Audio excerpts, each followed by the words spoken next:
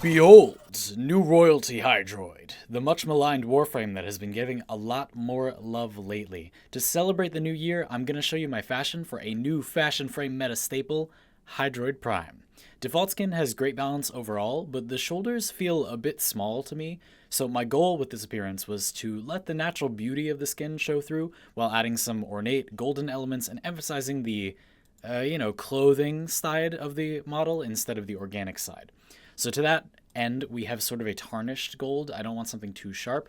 This actually looks green if you go too far, but otherwise it is sort of like a pale gold compared to this prime gold, which I think is just a little bit too light, and it also looks a little too yellow. The rest of his appearance is a bit grimy in a way that I like, so I wanted to keep that.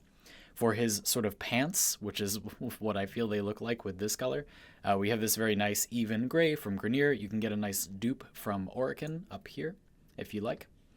And for the secondary, we have a very regal sort of wine color that I really enjoy on a lot of my frames. It's pretty subtle here, but it's going to be the main color on our armor and our cloak. I just wanted to accent it a little bit to blend the appearance more. I tried it without, and although it makes the shoulders look a little more organic, see, it looks a bit awkward on the top there, it makes the whole appearance blend a little bit less, and it does give a nice subtle outline to the rest of his trench coat, if you will. Again, if you're interpreting it as clothing and not organic. For the primary, we have a nice blackish color, but this is a little bit blue. This black is a little bit blue here in Storm. The smoke black is a tiny bit purple, but pretty much entirely normal black. You can get kind of a brownish black from Grenier, but we want a more blue black. As you can see, this is almost as dark, but it's subtly warm. You see that? Anyway, so we want something a bit more cold, in my opinion. This is a very cold appearance. So, for the accessories, we have a very different color palette. As you can see, we mostly just copied this metallic color to primary as well to fit with the Holta, the Atavist, and the Ghazal pieces. The Ghazal pieces especially fit perfectly into his legs. Man, that's... wow. You can't say they didn't do that on purpose. That's amazing. Like, somebody must have manually placed that there, because that looks great. And I really like his boots. I didn't want to overshadow it, but I like having a bit of, more gold there. And then the out of his shoulders fit perfectly into his waves, which is pretty nice, and they mesh with my clan emblem, of course, which is what you're seeing on the sides. And then for the cloak, of course, we have the classic, the Rapala. We all knew this was coming. It's the Rapala, we all know.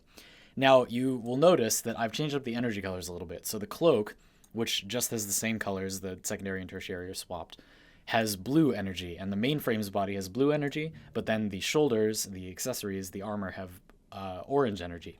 So I want to match the colors of my logo, which has disappeared, and make it so the appearance has both that sort of orangey color and sort of the blue color. So you can see the blue like on his head and possibly on his back a little bit, and then the orange on his shoulders and stuff to mimic the logo a little bit more and make those colors blend. And since the orange colors are louder, they're on the outside of the appearance, and the Atavist's shoulders sometimes like spit out some sparks, I wanted the blue to be inside and be the main color of the frame. I think the tentacles look more natural that way. And that's the appearance. So again, I hope that these overviews of Prime fashion appearances make you understand a little bit better like how people make these fashions so that you can make them on your own. Nobody is really intending to show off. I hope it doesn't feel that way. I take it doesn't feel that way. People ask for these videos all the time, but I just want to make sure that that's helpful. So if there's any way these videos can be more helpful to you, please let me know because I'm totally interested in doing that. Now, there was also a Hydroid Prime Slam Tentacle Generation contest, and if you were one of the people interested in that contest, I have decided to take my time going over all of the weapons you suggested to slam on the ground and make tons of Hydroid tentacles. That is in a separate video in the description. If you want to figure out if you won, check in the description, go watch that video, or if you're just interested to see which weapon generates the most Hydroid tentacles when you slam it on the ground, check that out in the description. Otherwise, I'll see you all next time. Thank you so much for a great year in 2017, and I'm looking forward to 2018 with you all. Stay tuned for tons more framework, a new series, and all the videos you've liked in the past. People have been asking for things that exist to come back. That's coming back, of course. If that's what you want, I got you. I like that series. I just thought people were bored of it. Anyway, I got tons to say, obviously, but I'll say it over the course of the year. Have a fantastic year. Happy New Year, everyone. Check out that contest in the description. That link is in the description if you're looking for it. And I'll see you all next time. Thanks so much for watching.